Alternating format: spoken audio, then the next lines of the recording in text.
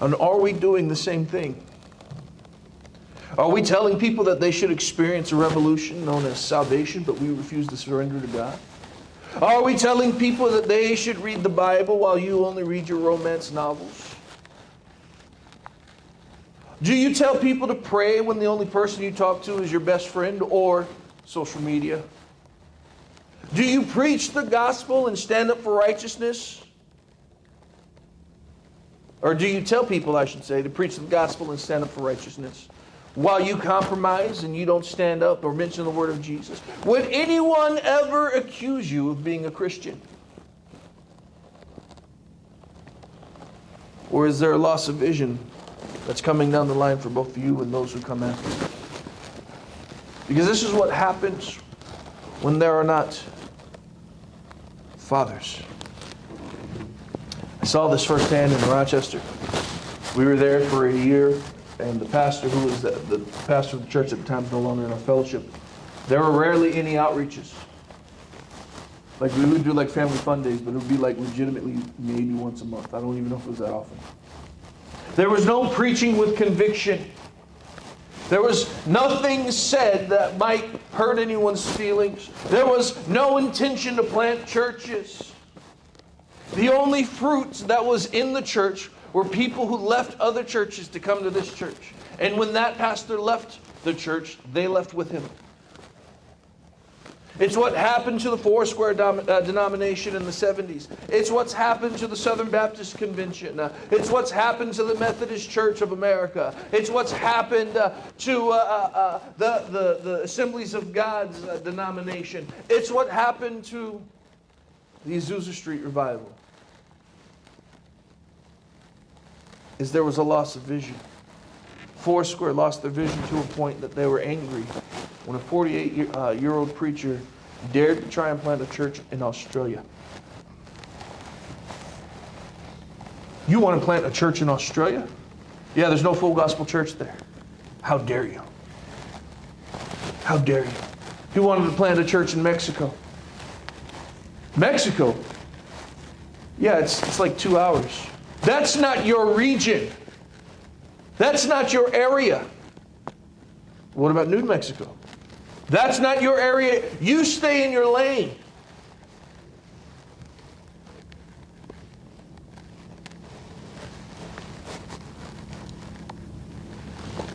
Blind fathers or absent fathers leads to a devaluing of a vision. And it leads to a devaluing of life. You want to know a little hint? Just a little tidbit. You've heard about all these mass shootings. Look up since 1960 how many of the mass shooters had a father. And to my knowledge, the best that I've been able to research, over the last going on, 62 years, all the mass shooters, 2 of them had a father. Think about it. 2. The common denominator amongst mass shooters, not their race, not their socioeconomic status, not their education level, lack of fathers.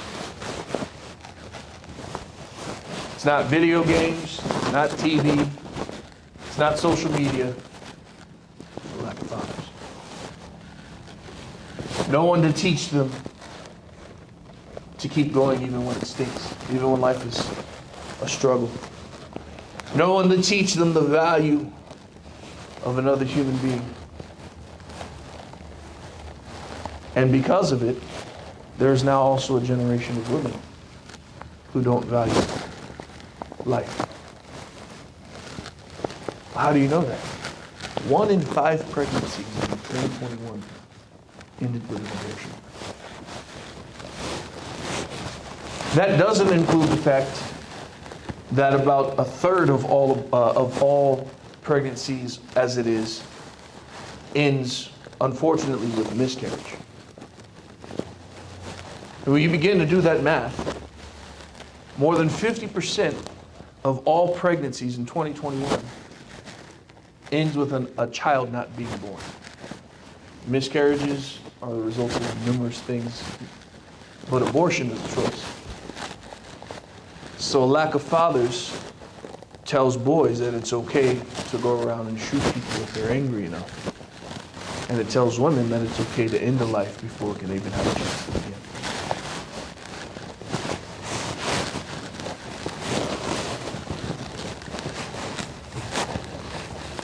We must spread the vision of God. There must be a fatherly love.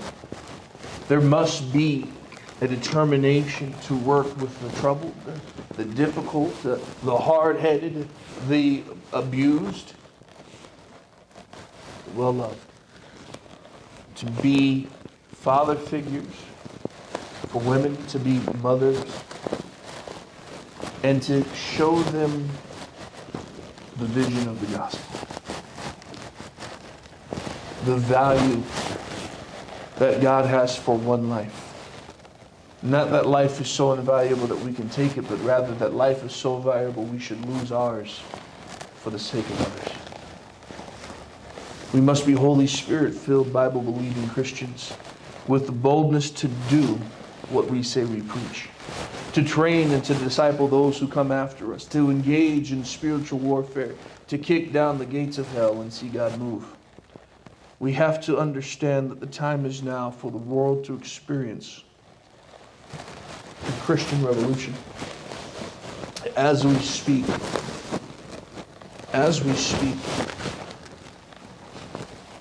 revival is breaking out in Russia.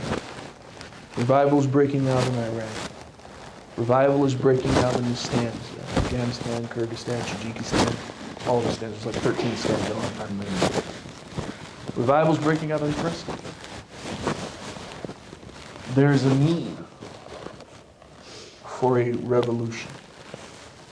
Anytime that someone claims that they're going to bring about revolution, we saw it in the 60s and 70s. The free love revolution was actually a communist revolution at its root. Every time man claims to bring about revolution, God brings about a counter-revolution. So while there was the free love movement and the hippie movement, the beginnings of what became this pride movement, God had the Jesus People movement. And now we're seeing the same thing. A revolution of communism rising up. The communism at its root, everyone wants to claim that Jesus was a communist. That's not true. Communism at its root is anti-God. It has to be. The reason why is because the state, if it's going to be communistic, the state has to provide for all your needs. And it makes everyone equal by making everyone poor. If there's a God who can provide for your needs, then it can't be communistic at its root. The state has to become your God.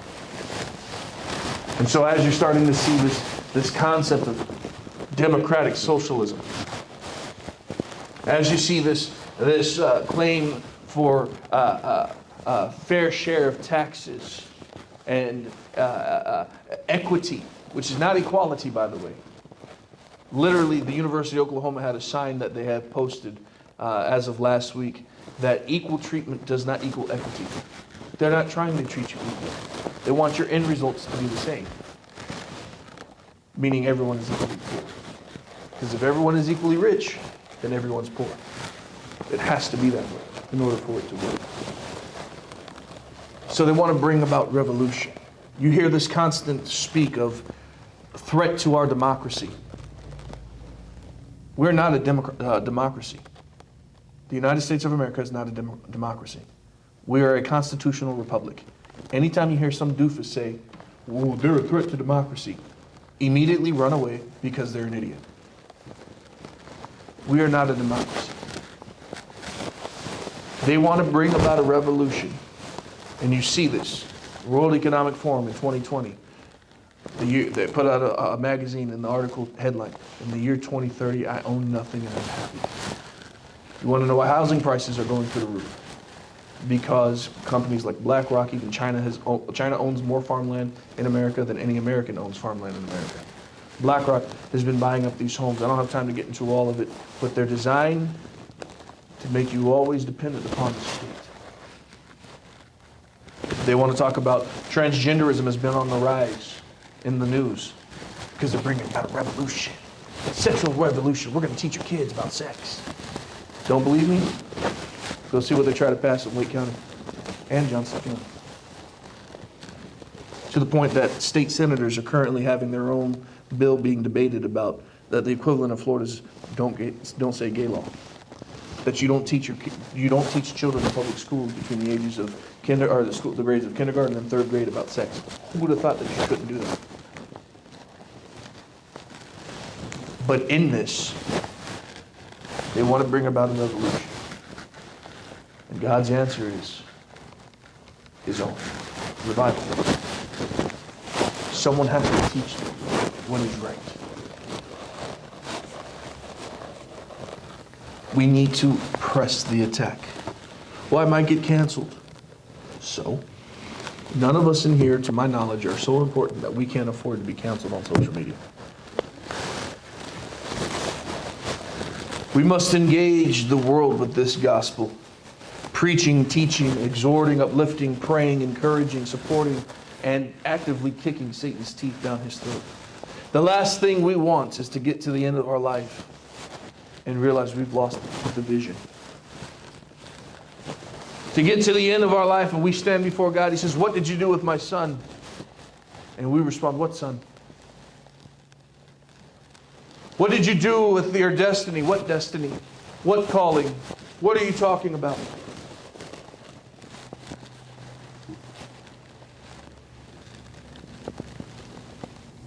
Fathers, carry on the vision.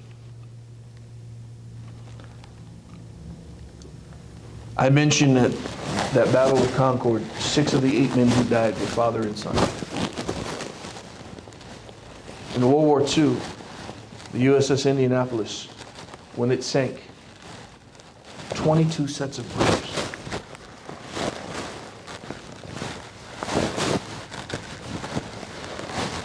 A vision had been passed down by their fathers. We see this with Pastor Greg. The vision was passed to him by Pastor Wayman. We see this with Pastor Heinberg, who's Pastor Wayman's grandson. We see this in James Heinberg, who has picked up the vision of his father. He's the one who's been putting together the conference video. I won't be surprised if he gets announced to go out soon if that's his call. I don't know James like that. But I wouldn't be surprised if that's his call. And he goes out. He's only like 21 or 22, maybe. And there we can see on the edges there a potential 4th generation going to preach the gospel. Because there was a father, someone who loved them. And you know, there was a break in that chain. Because Jonathan Heinberg, he's the pastor down in El Dorado Park, South Africa. He is the nephew of Greg Mitchell. Greg Mitchell doesn't have any sons. Jonathan Heinberg's father was unsaved for most of his life. So his dad did not catch the vision. He did get saved before he died, thankfully. But there was even just that break. But it was the love of Pastor Mitchell and Pastor Greg to act as fathers for him, to show him the way. And now he's the leader of our fellowship in South Africa. And now his sons, who are still down in New Mexico, married with their own kids, can now go. And by the way, Heinberg isn't that old. I think he's 42 this year. And the vision is being passed along. And his son has kids. I think the oldest is only like 2. And they'll teach them. And all of a sudden there's 5 generations. We can't lose the vision. We must bring about this fatherly love shown to us by God. We sang it earlier. He's like, Abba, Father. Awesome in this place. I end with this. There's a woman in San Antonio named Bridget. I don't know why I said Bridget. And she owns a travel agency down in San Antonio. She does passports for people who go through her travel agency. A couple years ago, she was in her office just after the Prescott conference. She had an elderly gentleman, she says in his late 70s or early 80s, walk into her office asking her help to book a trip to a Bible conference that he was going to go to. She replied, I just came back from a Bible conference in Prescott, Arizona. He said, Prescott? Is that the Potter's House under Wayman Mitchell? And she said, yeah, do you know him? And he goes, know him. I was there on the board in the church when we kicked him out. Whatever happened to him anyway? Is he still alive? I heard he planted a couple of churches. Think about this. He walks in after 40 years. I heard he planted a couple of churches. She said a couple. He leads a fellowship of, at the time, this was in 2018, over 2,600 churches in over 125 different nations. And she handed him the church directory. And this man begins to flip through. And all he could say was, they told me it was only a couple churches. Imagine that for the past 40 years of your life as a Christian, you missed the boat because you lost the vision. And now your church is dead. Your denomination is dead. Your ministry is dead, and all you can do is shake your head in disbelief at what could have been. Imagine for 40 years you thought that guy was a kook. He's lost the plot. And 40 years later you run into, no, they've been thriving because there was a vision that was kept. They've been thriving because there was one man willing to act like a father. Even in the tough times, and impact the world. As men, do you want to look back at your life and go, what could have been? If only I'd raised my children right. If only I had helped disciple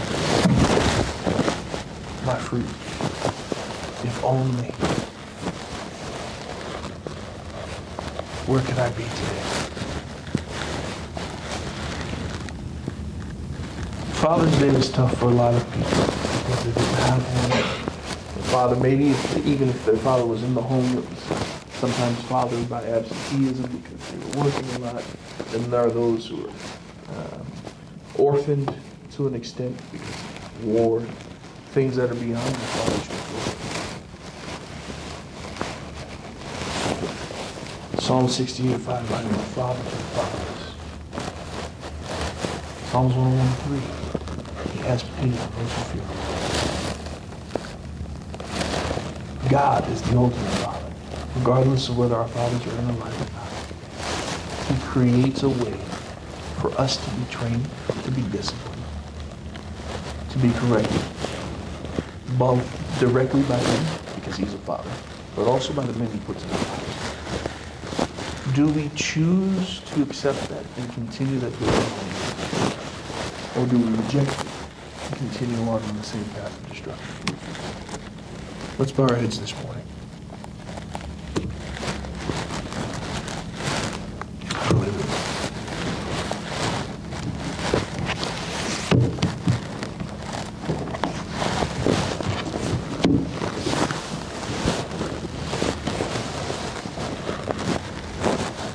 There's a need for men, godly men, to step up and fill the gap, to stand in the breach where there's been failures, where there are those that are missing,